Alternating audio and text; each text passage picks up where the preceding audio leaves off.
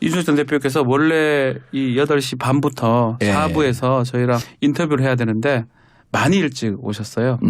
2시간 전에 오셔가지고 기다리고 계셔서. 이게 상계동 길이 막혀가지고 예. 이게 6시에 출발하면 30분 만에 오고 네, 8시에 출발하면 1시간 반 걸리고 뭐 이런 겁니다. 우리 정봉주 의원도 지금 그 근처잖아요. 그렇죠. 같이 예. 노원이죠. 네네. 노원에 전 태능. 태능에서 지금 일찍 출발하셨습니까? 저도 같은 시간에 나와요. 전 한 5분 전에 출발했죠. 6시 5분 전에. 네. 아니 근데 이게 생방송의 묘미 같아요. 네. 원래는 저하고 정의원님하고 8시 네. 반까지 하고 그 연공탕. 이후에 이준석 예. 전 대표 출연 예정이었는데 네. 방송 들어가기 직전에 복도에서 만나서 반갑다고 인사하고 같이 하자 뭐 이래갖고 지금 마련된 자리잖아요. 생방송의 묘미 따지지 말고 자기 지역이나 걱정하세요. 아, 잘하고 있어요. 갑자기 왜 그렇게 훅 들어오십니까? 예. 자, 그 뭐 말씀하기 전에 지역구 준비들은 잘 되고 있습니까? 열심히 하고 있죠. 요새 송년회 시즌이니까 예. 저녁마다 뭐 송년회 몇 군데씩 다니면서 인사하고 그리고 마지막 송년회 자리에는 끝까지 남아서 소주도 한잔 하고 뭐 네. 이렇게 지내고 있습니다. 자, 뭐 이게 좋은 소식인지 안 좋은 소식인지 몰라도 그 수원병에 또 다른 사람 목소리가 또 인물이 또 거론이 되더라고요. 박문규 장관. 뭐 아직은 아닙니까? 지역구까지는 특정이 안 된 것 네, 같은데 네.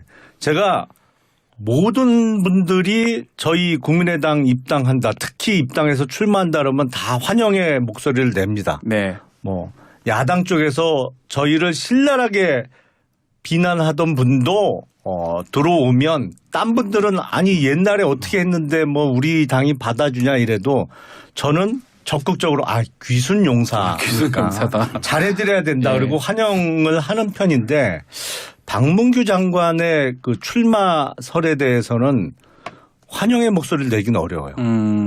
왜냐하면 지금 산업부 장관에 임명된 지 3개월은 채웠나요? 3개월 아직 덜 채운 거 그러니까 알고 3개월이 있습니다. 채 안 된 것 같은데. 예. 더군다나 사실은 저 개인적으로는 박문규 장관을 잘 알아요. 아하. 제가 19대 때 국회의원으로 있을 때 저희 지역구에 팔달경찰서 신설을 추진하면서 그 예산을 따기 위해서 그때 네. 예산 담당하던 기재부 2차관으로 박문규 장관이 있었기 때문에 엄청 자주 만나고 제가 뭐 조르기도 엄청 조르고 해서 잘 아는데 네. 이렇게 중요 경제부처 장관을 3개월도 안 돼서 빼서 총선 후보로 내보내는 전략이 과연 총선을 이기기 위한 전략인가는 대단히 의문입니다. 네. 이게 국민들의 눈에 비춰지기는 아니 저 사람들은 선거 이외에는 국정은 관심이 없나? 이렇게 비춰지기 딱 좋은 모습이라 이걸 지금 이기는 수라고 두고 있는지는 잘 모르겠어요. 요즘 혹시 정상적인 말씀 많이 하셔가지고 탄압 받으시는 거 아니에요? 요즘 그런 경우가 상당히 있는 것 같아서 요즘 뭐 또 김근식 교수 좀 바른 소리 하니까 또 거기 송파병에도 몸풀고 있는 사람들이 막 생기고 네, 그래서 어제까지 용산에 출근하다가 오늘부터 송파병에서 뛴다는 사람이 있더라고요. 둘 있습니다, 제가 알기로는. 네. 2명이나 있습니까? 예, 예. 김근식 교수가 지금 하나는 지역위원장이 하나는 히든 멤버로 좀 준비하고 있는 것 같은데 아하. 지금 둘 정도가 뛰어드는 것 같은데 참 그동안 열심히 하셨는데 안타깝습니다.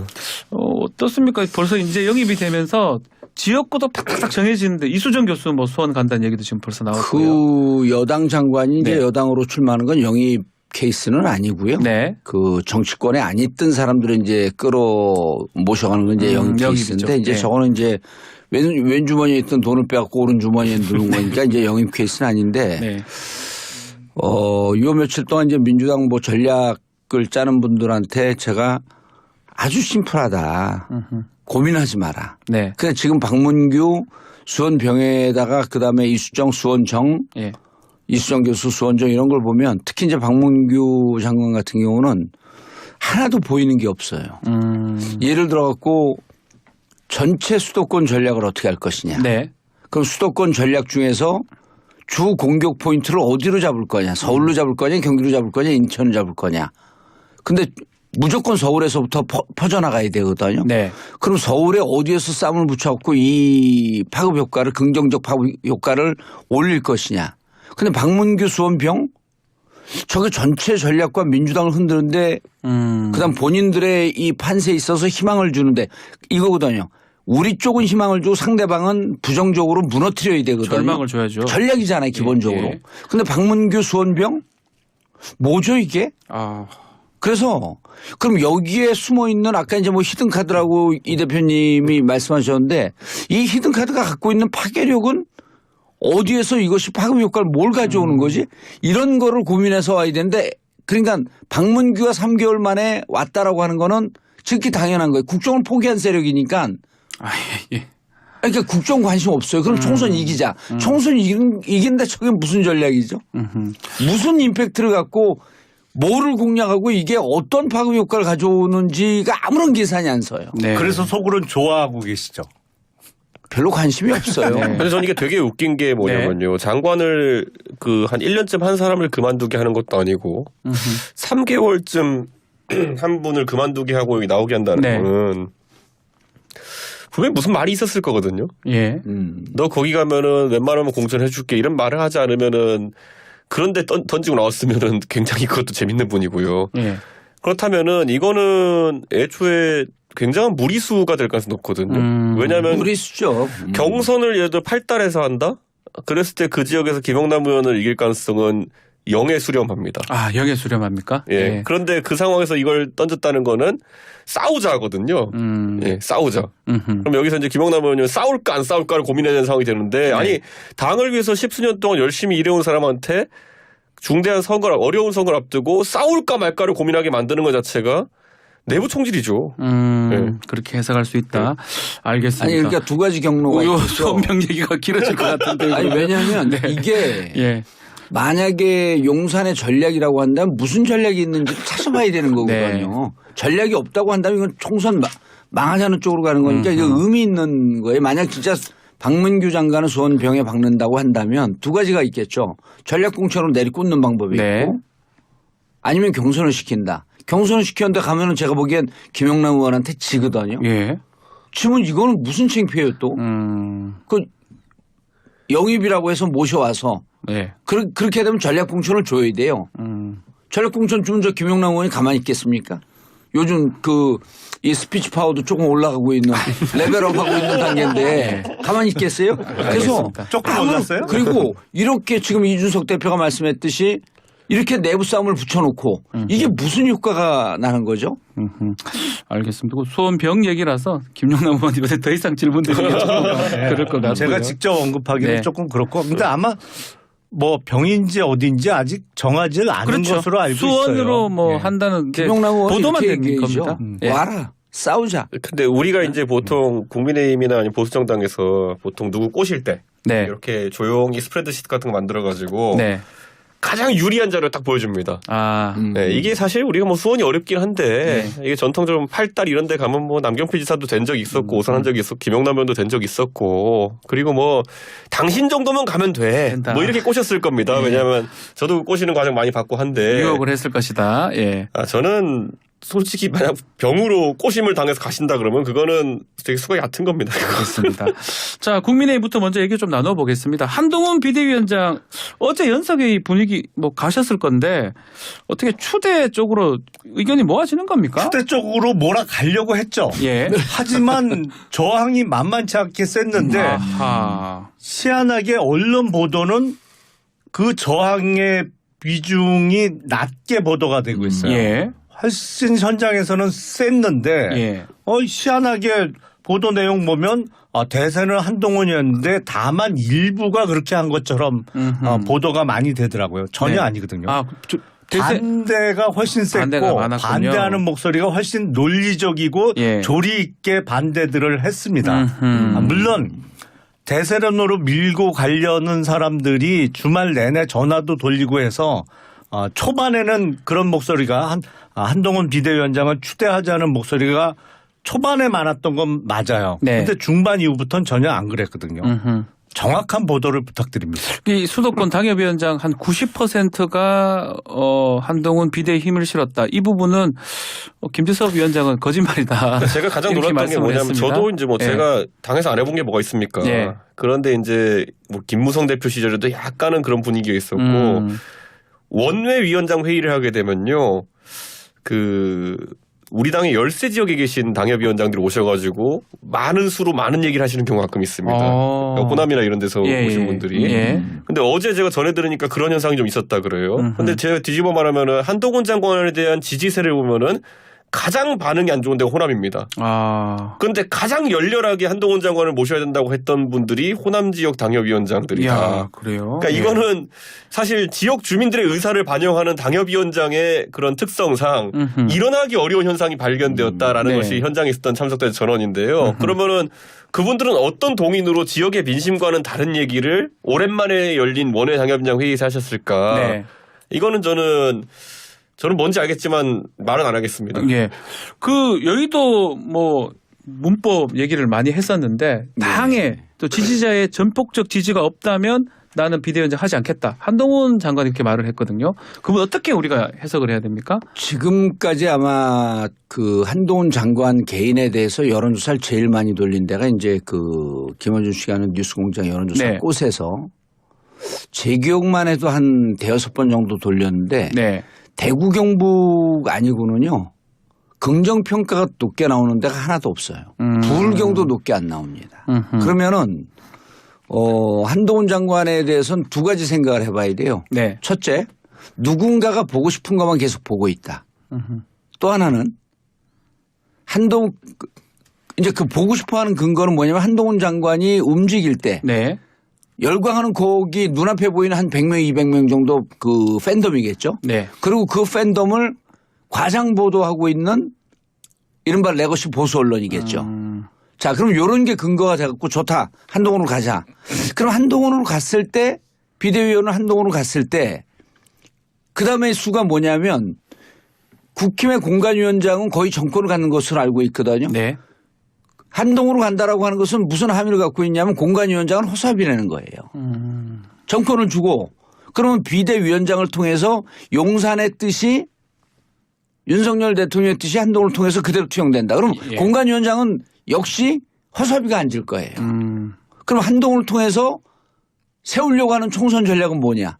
용산의 뜻대로 가겠다는 거죠. 용산의 뜻대로 2년은 왔습니다. 결국 실패자 아니에요 지금까지 중간평가를 보면. 근데 그 중간평가를 확인사살을 받겠다는 거예요 총선에서. 그래서 저희는 오늘 한 언론을 보니까 표정관리라고 이렇게 표현을 했는데 사실 표정관리하는 분들이 있을 거예요. 그러니까 한동훈을 두려워하는 의원들도 민주당에 분명히 있습니다. 왜? 눈앞에서 깨져본 경험이 있으니까. 그럼 깨갱하는 거거든요. 하지만 전체적으로 빅픽처를 보는 사람들 입장에서는 한동훈 오게 되면 와이나 땡큐 이렇게 되는 거죠. 제 생각으로는 잠깐만요. 여론조사 말씀 좀 드릴게요. 자, 앞서 대구 경북 그 한동훈 장관 지지율 그 관련해서 여론조사 꽃이 자체 조사로 지난 17일, 18일 무선 전화 면접으로 이제 조사한 내용입니다. 자세한 내용은 중앙선거관리위원회 홈페이지를 참조하시면 됩니다. 김영남 의원님. 지금 국민의힘 비대위원장이 갖춰야 될 조건은 크게 두 가지라고 생각이 돼요. 하나는 수직적으로 인식되던 대통령실과 국민의힘의 관계를 수평적으로 보일 만한 수평적으로 국민들이 봐줄 만한 인물이 비대위원장이 돼야 됩니다. 두 번째는 선거 특히 수도권 선거에 대한 이해도가 높아야 돼요. 그래야 이제 넉 달도 안 남은 총선을 치르죠. 그러면 이 두 가지 조건에 비추어서 한동훈 장관이 적격자냐. 한동훈 장관은 윤석열 대통령하고 검사 시절부터 그리고 현 정부 들어서도 계속 수직 관계였어요. 상관과 부하 관계였어요. 그런 의미에서 적절하지가 않죠. 잠깐만요. 바른 소리 하니까 그렇게 밉상으로 보이는 거예요. 바른 소리 하지 마세요. 그냥 윤석열 잘한다, 한동훈 잘한다 이렇게 하세요. 대칭 걸음이에요. 자, 김정남 의원님. 근데 두 번째 그 수도권 선거를 알아야 되는데 자기 선거 경험이 한 번도 없잖아요. 그렇죠. 자기 선거뿐만 아니라 남의 선거를 도와준 경험도 없어요. 정치 신인이죠, 사실은. 지금 비대위원장으로 가장 적격이다. 뭐 한동훈 장관을 비대위원장으로 모셔와야 된다라고 주장하는 당내 그 인사들은 저는 정말 정신 상태가 의심돼요. 어떻게 총선을 어떻게 치르겠다는 거예요. 네. 자, 여론조사 잠깐만 수정을 하겠습니다. 조사 기간이 11월 17일하고 17일까지입니다. 예. 다시 아니, 수정을 근데 제가 방금 이준석 대표님. 그 수도권 선거 스킬이라고 하는 것을 네. 말씀드리면요. 김기현 지도부 시절에 이제 강서 보궐선거 치를 때 스킬의 문제가 심각하게 드러났잖아요. 가서 뭐 충청 향후를 포섭하고 그다음에 가서 밥 3번 먹고 사진 찍어서 올려라 이게 선거 전략이었잖아요. 네. 그러니까 그게 되게 심각한 게요. 제가 2020년 선거 때 제가 그때 합당으로 최고위원이 돼가지고 예. 그때 황교안 대표 모시고 이제 최고위를 했었는데 황교안 대표님도 선거를 처음 치러보시니까 제가 뭐 가볍게 대표님 어제 지역 가서 종로에 선거 치르니까 어떠셨습니까? 그랬더니 이 최고 반응이 너무 좋아. 반응이 좋아. 예. 나 잘 될 것 같아. 이렇게 예. 하셔가지고 그냥 그 의뢰하시는 말씀이자 진짜 계속 그 뒤로 되게 고무되게 계시더라고요. 그래서 제가 그 대표님 일정 짜고 모시는 분한테 도대체 어디를 다니시길래 저런 평가를 하느냐. 수도권 지금 작살났는데 그랬더니만은 평창동을 어제 다녀오셨습니다. 뭐 이런 거예요. 종로 중에 평창동을요? 그러니까 종로 하면 원래 창신동하고 해화동에서 표가 다 우르르 깎여나가고 평창동, 부암동 갈 필요도 없어요. 예. 근데 그러니까 이런 게 굉장히 중요한 게요. 대통령을 지금 보십시오. 대통령 일정 짜는 사람들 전 계속 간신배라고 하는 게요. 대통령이 다른 곳을 갈 수가 없으니까 가는 게 영남에서도 시장 그리고 해외 아닙니까? 그렇죠. 그 외에는 갔다가 어떤 돌발 상황이 생길지 자기들도 책임질 수 없으니까 그 일정만 돌리는 거 아닙니까? 영남시장 해외, 영남시장 해외, 영남시장 해외 네. 이런 거잖아요. 아니면 자유총연맹 이런 거잖아요.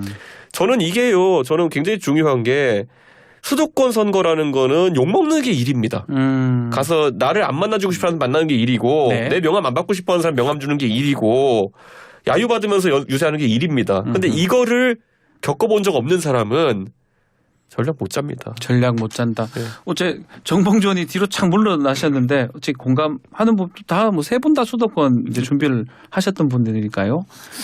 두 분이 이제 말씀하시는 게 그 또 자당일이니까 그 대체로 다 맞는 일이죠. 근데 수도권 선거 이제 보통 선거하게 되면 구도 바람 인물 이렇게 얘기하잖아요. 네. 그다음에 선거를 전략으로 짜는 이제 한동훈 장관의 그 머리에는 4가지가 있어야 되는데 일단 경험, 그다음 머리 비전이죠. 그다음 의지입니다. 결기죠. 네. 마지막에 이제 비전이 있어야 돼요. 요 4가지 중에 처음에 왜 제일 먼저 경험을 세우겠어요? 전략팀에 있는 사람들이 첫 번째가 경험입니다. 경험이다. 경험만큼 큰 자산은 없는데 그래서 수도권에 많은 얘기를 할 수가 있어요. 온갖 여러 가지 그 형태의 동물들이 있거든요. 네. 그럼 나는 여기서 공약을 뭐를 하겠다. 근데 이게 오랜 경험으로 축적되어야 됩니다. 네. 근데 지금 한동훈 장관을 세우겠다라고 하는 의지는 뭐냐면 철저하게 대통령 뜻대로 선거를 치르겠다는 거예요. 그럼 대통령 뜻은 누구의 뜻일까요?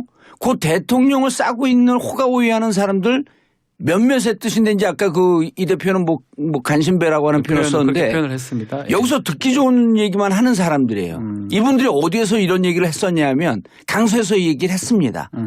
강서는 항상 얘기하지만 빅데이터 분석을 해보게 되면 민주당 지지자가 12만 1,000명, 네. 국힘 지지자가 9만 9,400명 늘 지는 곳이에요.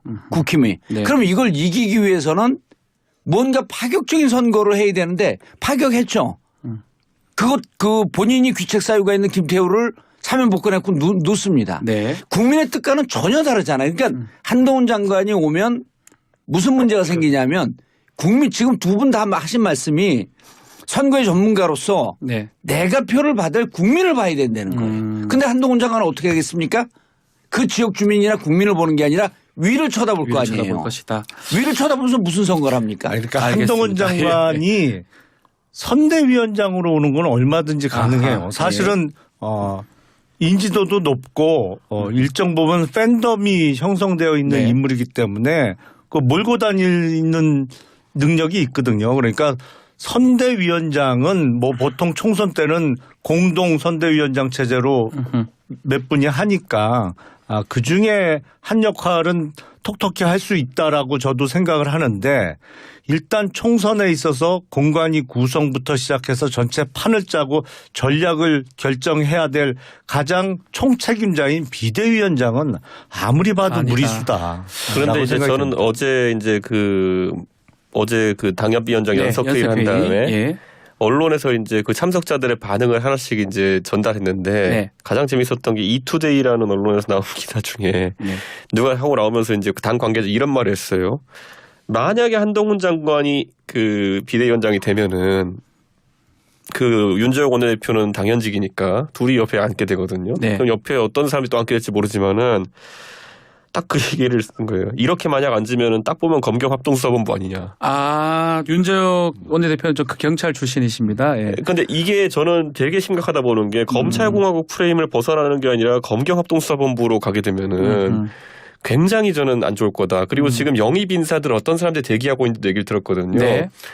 근데 너무나도 전형적인 이번에 혁신위 할 때 보면은 한 3명 정도의 의원과 전직위원을 빼놓고는 네. 다 솔직히 말하면은 정치를 잘 모르시는 그런 분들을 세웠잖아요. 네.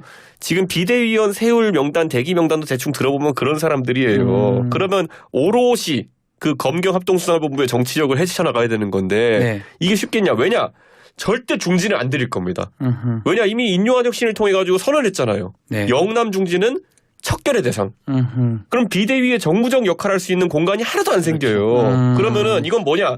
그 검경합동수사본부 옆에 이제 나름 자기들은 신선하다 해서 뽑아놓은 젊은 사람 여성 이렇게 해가지고 앉혀놓을 겁니다. 네. 그러면 이분들이 거수기 역할을 할 수 없다는 것이 혁신위로도 증명됐어요, 보통. 나중에 가가지고 이게 사이가 무슨 뜻인지 몰랐다 그래가지고 혁신위도 사퇴하다 말다 이러잖아요. 네. 그러니까 그런 정도의 지도력으로 지금 총선의 위기 상황을 돌파할 수 있다는 생각은 너무 아니란 겁니다. 알겠습니다. 저게 이제 이런 거예요. 네. 저 무척 지금 재밌는 상황이고 아픈 얘기를 계속 하는데 네. 아마 이제 용산에서 이런 얘기가 안 들릴 거예요, 그분들은. 그러면 지금 이제 저거는 이제 구조고요. 내용을 한번 들여다보자고요. 네. 대통령이 빠져야 됩니다. 3가지 정도 아주 그 극약 처방이 있을 수 있습니다. 첫 번째, 28일 날 자동 상정되는 죄송합니다. 김건희 특검법. 네. 이거 수용하자고 비대위원장이 주장을 해야 됩니다. 이거 할 수 있을까요? 두 번째, 본인들이 내친 이준석, 유승민 네. 이 두 분을 비대위원장에 만나서 당을 위해서 헌신해 주세요. 모시겠습니다. 이거 윤석열 대통령이 극도로 싫어하는데 가능할까요? 그다음 세 번째, 자, 이 모든 2년 동안의 원인이 윤석열 대통령에게 있으니 대통령은 국정에 올인하고 정치적으로 중립하기 위해서 탈당하세요. 네. 이걸 요구해야 돼 지금 비대위원장이요. 총선에 이기려면 네. 이러면 지지율 한 10% 올라갑니다. 그 정봉주 의원님 당사자 그 계셔서 뭐 예. 대단한 3가지 얘기하시는 것처럼 하시는데 이미 결론 났어요. 안 해요? 그러니까 그 특검법 관련해서는요. 특검법 받기는 어려우니까 지금 벌써부터 흘리는 게 뭐냐면은 받겠다. 그런데 총선을 앞두고 정쟁을 하면 되겠느냐. 수사를 총선 이후에 하는 식으로 합의하자라고 하면서 역제안을 할 겁니다. 그리고 네. 그게 무슨 대단한 국회 결단인 것처럼 얘기할 겁니다. 그게 뭐 대단한 해법인지 모르겠으나 자기들은 거기 도취돼 있어요. 이렇게 하면은 국민들이 우리를 이해해 줄 것이야. 근데 아니겠죠. 민주당에서 들으면 웃을 겁니다. 두 번째, 유승민 이준석한테 뭐라고 한다? 제가 왜요? 예. 제 입장에서 한동훈 비대위원장 많이 선다 했을 때 제 입장에서는 당을 위해서라 그러면은 당에 한 번도 있었던 적이 없던 사람이 그런 말 하면 웃기죠. 네. 그리고 제가 당을 위해서 뭘 안 한 게 있습니까? 당대표로 선거 2번 이기는데 그런데 갑자기 현상 변화가 있는 것도 아닌데 제가 왜요? 그리고 뭐 그러니까 이게 다 그냥 세 번째 윤 대통령이 물러나 있거나 아니면은 좀 빠져 있는다? 선거 관련해서 그럴 거면 예. 왜 한동훈 위원장을 세웁니까? 그렇죠. 그러니까 이거 셋 다 그냥 그 가불길 것인 거예요 지금. 자, 오늘 말씀은 이게 우리 댓글에 이런 조합은 처음 본다. 어떻게 이런 조합이 다 있냐 이렇게 얘기를 지금 하면서 봉도사 지금 예. 천기누설하는 것처럼 안 자. 되는 것만 얘기하는 거예요 지금. 공도사님께서 정봉주 전 의원께서 자, 이준석 대표 앞에 두고 이제 말씀 김용남 의원님 두고 말씀 좀 개인적 평론이고 지금 많은 분들이 6천여 분 함께 지금 듣고 보고 계십니다. 자, 알겠습니다. 6만 명 들어야 될 게. 예, 6만 명까지는 아직 아니고요. 자, 송영길 전 대표 이제 구속이 됐습니다. 예. 이게 또 비대위원장 한동훈 비대위원장으로 좀 빨리 갈 수 있는 뭐 좀 분석 이런 분석도 있는데 어떻게 보십니까? 또 그걸 같이 그렇게 한번 연관시킬 수가 있나요? 예. 저는 그 연관성은 없는 것 같은데. 송영길 그 전 대표 구속은 어떻게 보십니까? 그건 민주당. 어느 정도 예견이 예. 돼 있던 것이죠. 왜냐하면 전당대회 돈봉투 살포 사건과 관련해서 밑에 실행을 한 사람들이 여러 사람 구속이 됐잖아요. 네.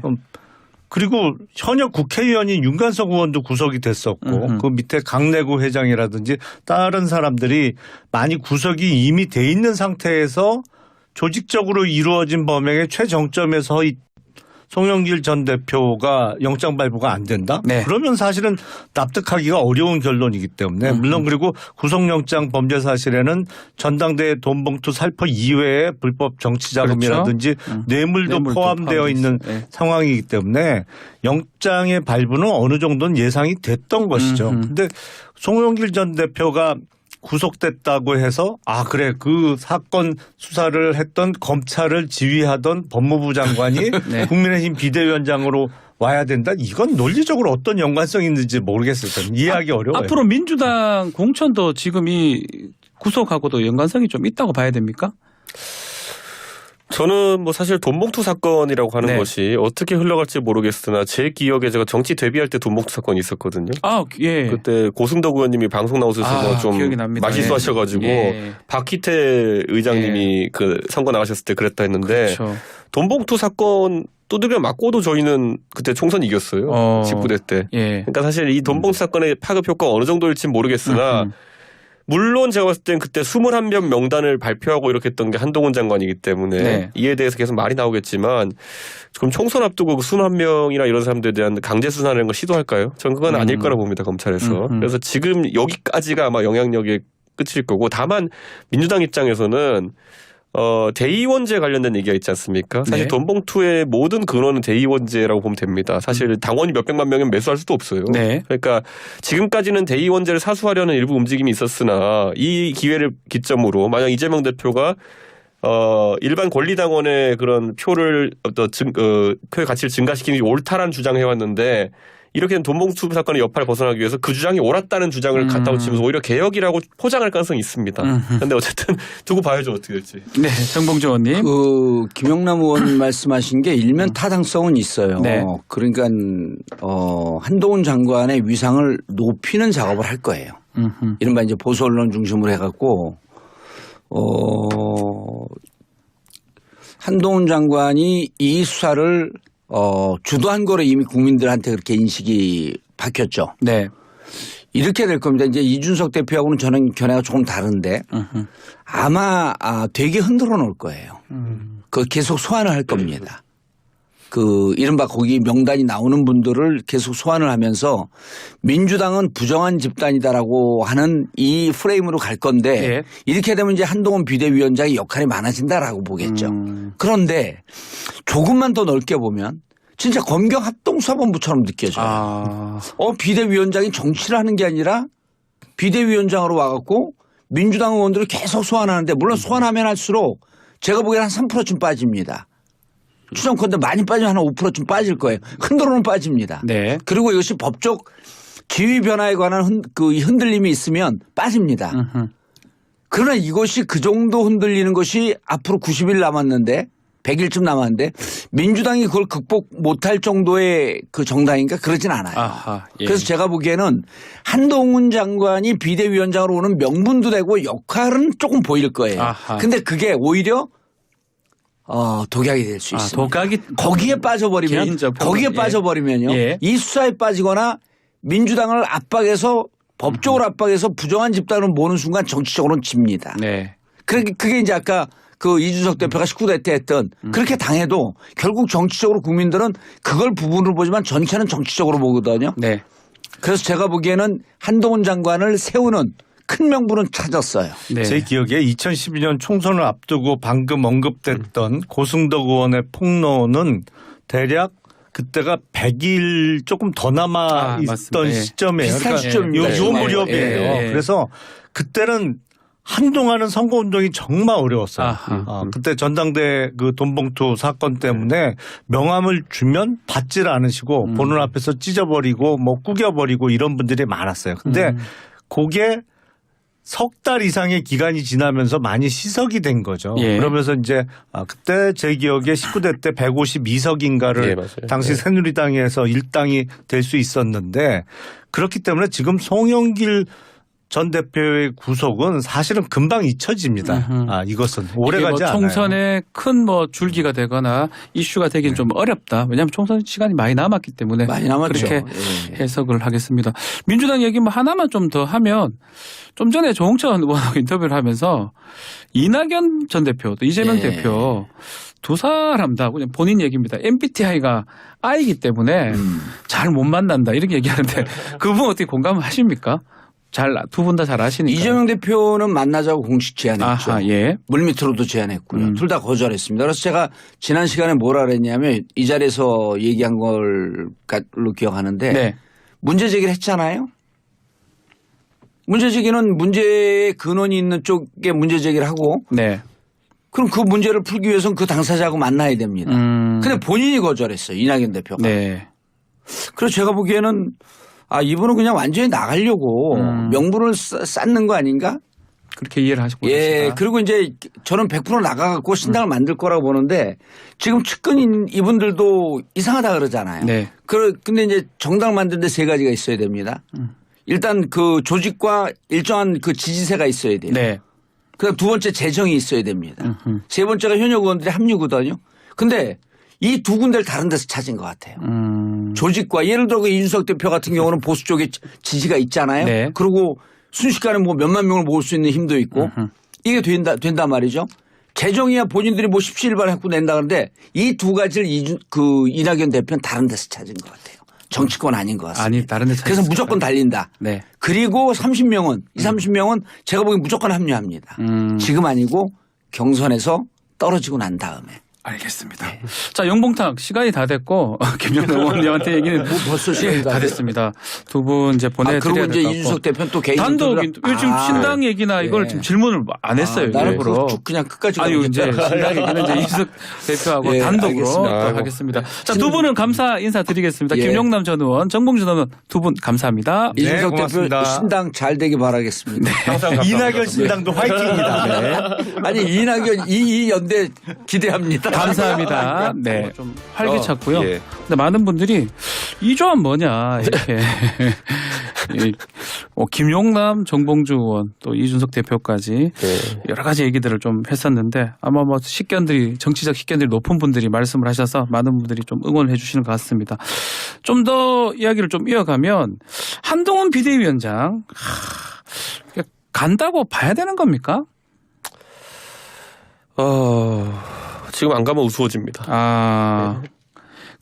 갔을 때 자꾸 이런 얘기가 많아요.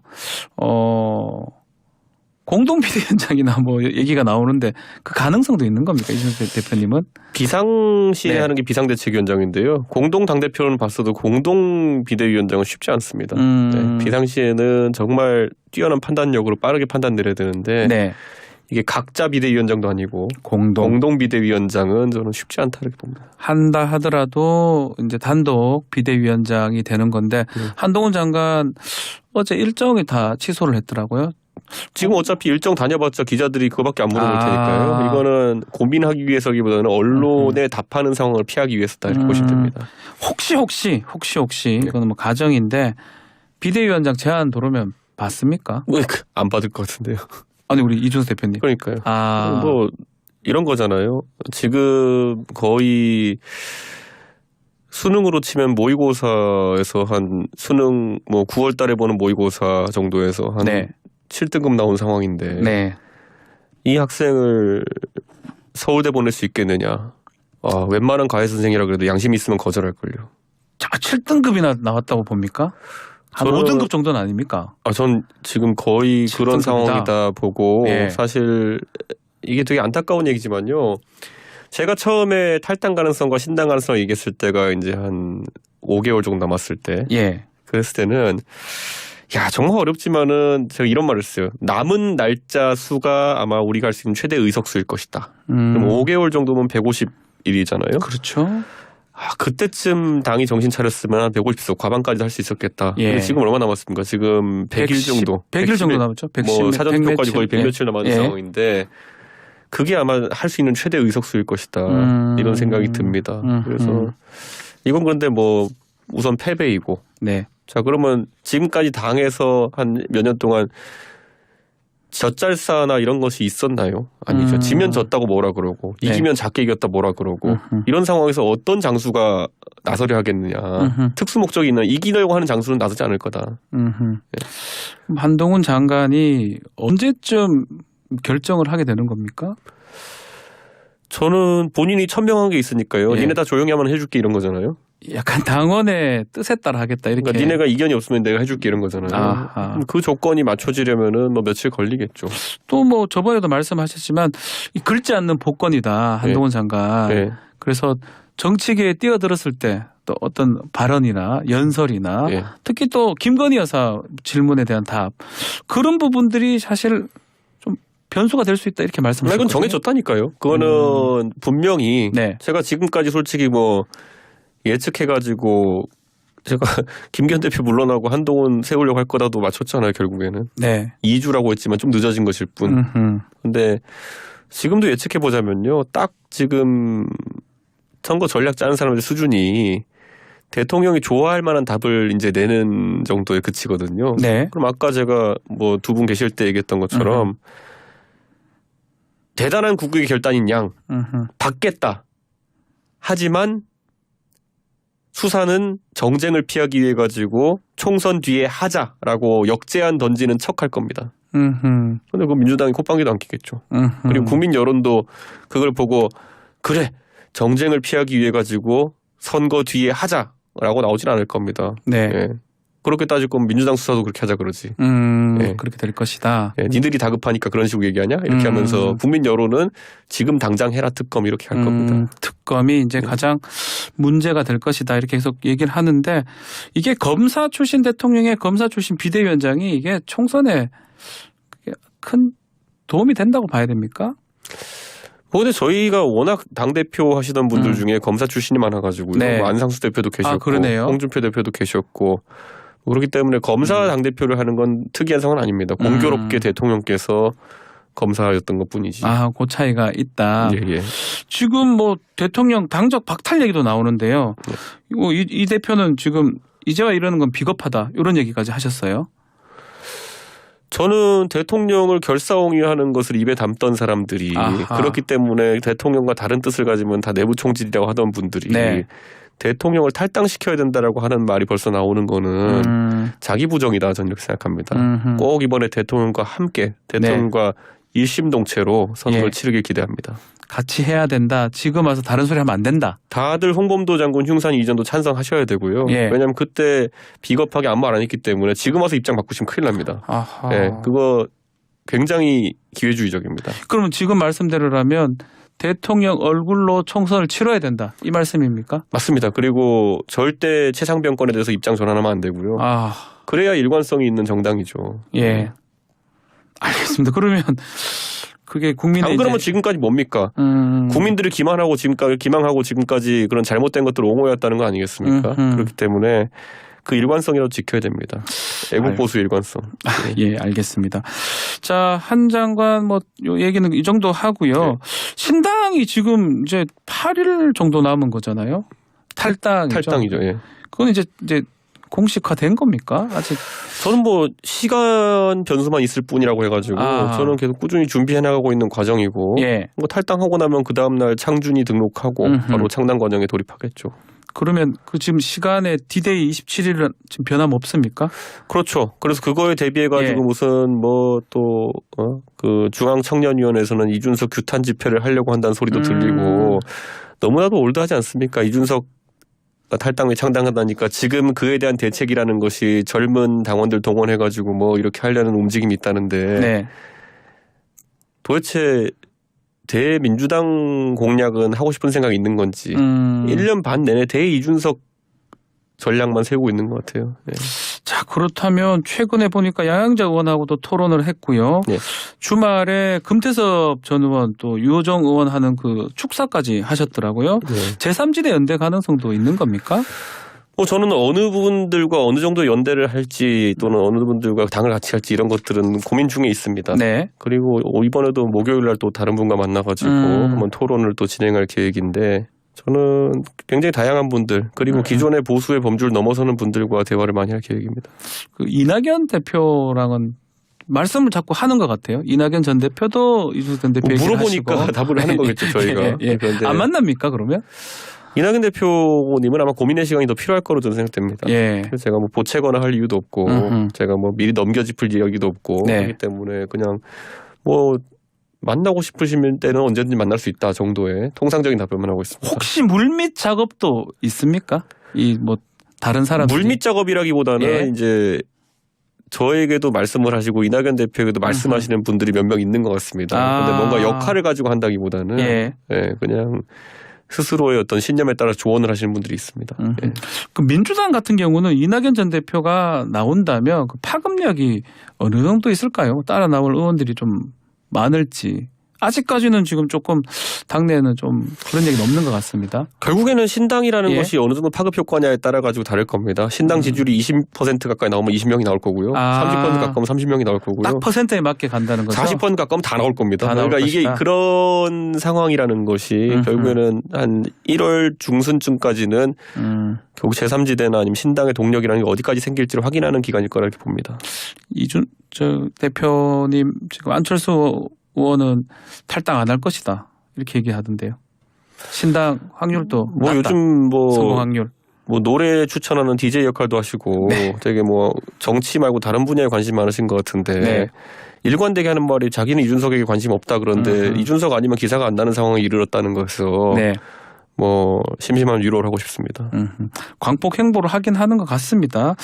자, 김기현 전 대표 대표직 내려놓을 때 네. 또 좀 말씀이 많았잖아요. 네. 먼저 또 그 SNS 하고 그때 방송을 또 같이 하셨던가 그런 상황이었는데 김 전 대표는 앞으로 어떻게 할지 좀 얘기가 좀 됐습니까? 출마 제가 부분? 뭐 그때 상황에 있어가지고 네. 제가 들었던 것 그리고 제가 드렸던 어떤 그 거취 문제에 대한 조언 네. 그런데 그것과는 좀 다른 방향으로 결국 결행을 하셨어요. 아, 원래 말씀하셨던 거하고 다르게. 예, 그렇기 때문에 그거는 좀 의외이긴 하고 네. 실제로 김기현 대표가 끝까지 당대표로서 필요한 당무를 수행하고 있었던 것에 대해 가지고 지금 와가지고 또 공격하는 사람들도 있고 맞습니다. 예. 또 김기현 결사옹위대였던 사람들이 지금 또 한동훈 결사옹위대로 바꾸려고 하고 있고 저는 이런 유형의 정치는 본 적이 없어가지고 아하. 이해가 안 갑니다. 아하. 예. 약간 그 거의 친박계면서 비박계 같은 느낌? 친윤 초선 의원들 그 분들 말씀을 하시는 겁니까? 그렇죠. 그런데 어떻게 이렇게 할 수가 있지? 며칠 전까지 그러니까 제가 예전에 뭐 삼성간호 이런 얘기도 했는데 네.